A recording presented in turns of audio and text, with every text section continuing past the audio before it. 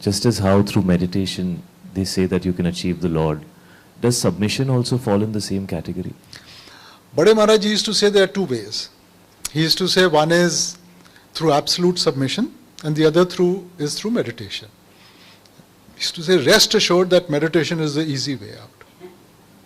Submission means he takes you out, points to the sun and says, what a beautiful moon. And without a single thought, you say, what a beautiful moon. We'll think that he's gone crazy. Is he mad? You see? So meditation is the path leading to submission.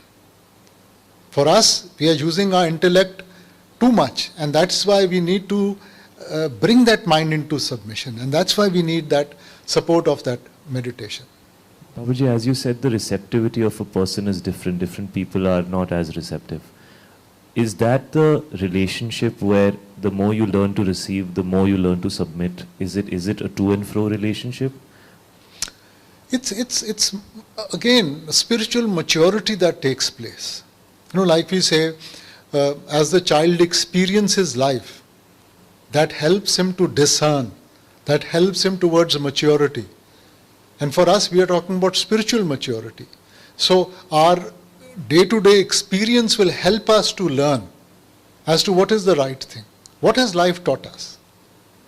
Has life taught you that your decision-making process has always been right?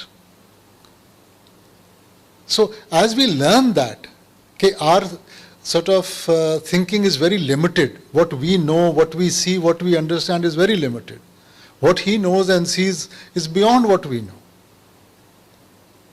But even to accept that needs strength and confidence. When you tell a child, you put him on the table and say, jump. Child jumps. You tell an older boy to do that, he'll say, will you catch me?